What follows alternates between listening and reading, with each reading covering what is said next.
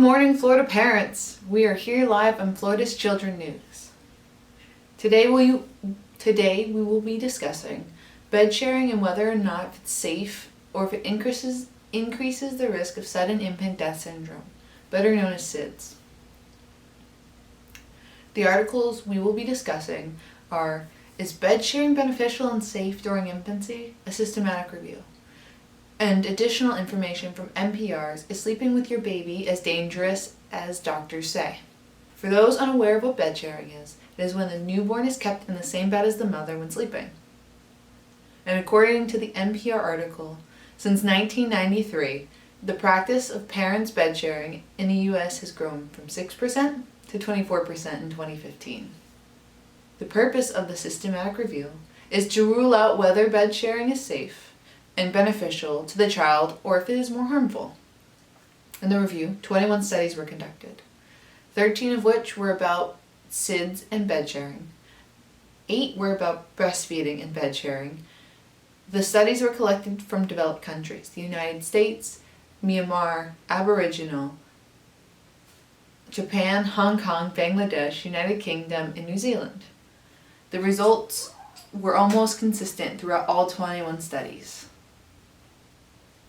The methods used in these studies were randomized trials that compared and contrasted bed sharing with infants and no bed sharing. They studied infants in the first 4 weeks of life and continued observing them usually until they're about 1 year old. After this period, there were controlled studies conducted, in which infants were exclusively breastfed from 2 to 6 months. They also considered the exposure from the environment. For example, if the mother smoked, used drugs or alcohol, or whether or not bed sharing was a usual routine for the mother and the child. To add more insight on how the use of drugs and alcohol can do to increase the risk of SIDS within infants, Dr. Ed Mitchell, a pediatrician from the University of Auckland, mentions in his talk with NPR that when background risk is high, such as smoking, drug use, or alcohol, you can multiply the risk of SIDS by threefold, making it a substantially more of a risk than compared to a healthy baby whose parents don't do these things. Additionally, Dr. Peter Blair, also from the NPR article, found that a baby was 18 times more likely to die of SIDS when sleeping next to a parent who had been drinking. Some of the studies included in the review were cross-sectional studies that measured the association between breastfeeding and when the child goes to sleep with the mother. The results showed that bed sharing doesn't increase the rates of breastfeeding and also shows that it increases the risk of SIDS to occur. The study did not include maternal smoking. However, they did find it hard to predict whether or not newborns were more at risk than older infants.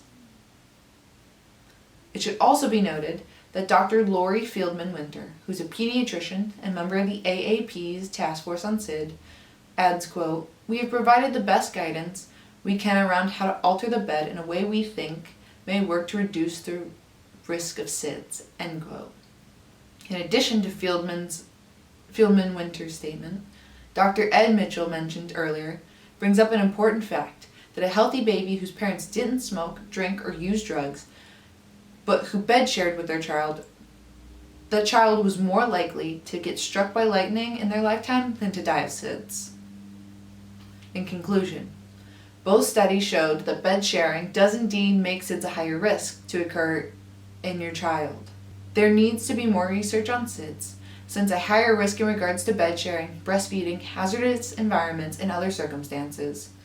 Researchers were not able to calculate a benefiting effect, as none of the studies reported both SIDS and breastfeeding together. Lastly, within the NPR article, it also mentioned that in the New Zealand study that there was a 30% reduction rate in mortality since 2010.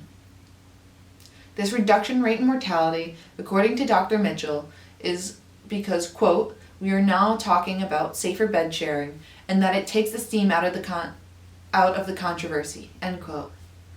To learn more, we have sent one of our lovely colleagues, Eileen Morales, to gather what the community thinks about bed sharing. Hi, my name is Eileen, and today we're going to be with Yosue at IRSC. We're going to be talking about co-sleeping. Do you know what co-sleeping is? No. Okay. Never heard of it. Co-sleeping is a practice in which babies and young children sleep close to one or both parents in the same bed. Okay. Do you think co-sleeping could present a health risk in infants? I don't think so. I Okay. think that's pretty good for the parents to be with their baby. Would you co-sleep with your own children? Probably because my mom did it, so now I know what it is. Okay, thank you so much, Yusuf, for answering my questions about co-sleeping. You're welcome.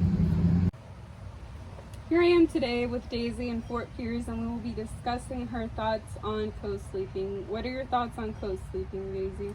Well, personally, I think co-sleeping is very dangerous, especially depending on the age of the child. Once they're older, I think it's okay, but as newborns, I think newborns should stay in their cribs. Do you believe co-sleeping affects independence and childhood development? Yes, because, like I said, it's not going to allow them to sleep on their own once they grow older. So that's why I said you should start letting them sleep in the crib from a young age. That way they can develop the urge to sleep alone. Do you believe there are any benefits with co-sleeping? No, not at all. If you do co-sleeping, I think it's just gonna affect your child in the long run with separation anxiety, especially at nighttime. So I think you should start your child sleeping in a crib at a young age. Thank you so much for being here with us, Daisy, on Florida's Children's News. On top of bed sharing, another closely related topic is breastfeeding. Oftentimes, breastfeeding is closely related to co-sleeping due to the convenience of feeding infants while in bed. Breastfeeding provides energy and nutrients to infants from birth to 2 years of age on average.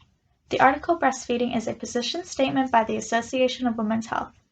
Obstetric and neonatal nurses support as well as promote breastfeeding as an ideal and normal method for feeding infants. Breastfeeding has many physiological benefits to the infant. Physiology factors can reduce the risk of asthma, sleeping disordered breathing, and diabetes. According to the American Academy of Pediatrics, studies show that women who have breastfed experience reduce rates of breast and ovarian cancer later in life. Breastfeeding reduces the risk of blood loss and anemia for the mother. Breastfeeding also creates a better bond between the mother and baby. There's also lesser environmental impact from breastfeeding because it does not require any plastic or packaging use. By breastfeeding, the mother is also able to monitor what the baby is consuming due to the direct contact and supply. With these factors in mind, we find that breastfeeding has more pros rather than cons.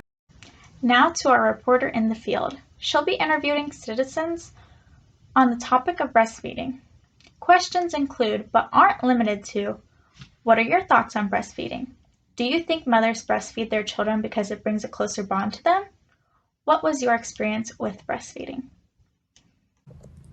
Hola, soy Eileen. Hoy estoy aquí con Silvia y voy a ver sus pensamientos sobre la lactancia. ¿Por qué cree usted que la mayoría de las madres eligen a lactancia para sus hijos? Yo pienso que la mayoría de las madres elegimos la lactancia porque creemos que la leche materna tiene más nutrientes y nos atrae más apego a nuestros hijos. ¿Cree que hay beneficios para la lactancia en lugar de alimentarse con fórmula? Sí, algunos de los beneficios de la lactancia pueden reducir el riesgo a la diabetes, a la obesidad y enfermedades cardiovasculares. ¿Usted alimentó a sus hijos usando lactancia? Sí. ¿Cuál fue su experiencia? Mi experiencia fue quizá como la de toda mamá que amamanta. Levantarme cada 3 horas por las noches para alimentarlos, pero todo vale la pena porque se hace un apego muy grande entre madres e hijos. Muchas gracias por estar aquí con nosotros y responder a mis preguntas sobre lactancia. Un placer. Here with Maria. So Maria, what are your thoughts on breastfeeding? I mean, personally, myself, I breastfed my 2 kids. My oldest is currently 6. My youngest is a year old. So my thoughts for breastfeeding, of course, I support it 100%. Do you think mothers breastfeed their children because it brings a closer bond to them? Of course, absolutely. Personally, again, I've experienced it. My son and I, well, actually both of them, we have a really close bond. I don't know if I'm just biased because I love my kids, but I mean, not only that, I think it also contributes to possibly lowering the rates of postpartum depression. What was your experience with breastfeeding? I mean, personally, it was hard. I breastfed my firstborn until he was 2. In the beginning, of course, it was smooth sailing.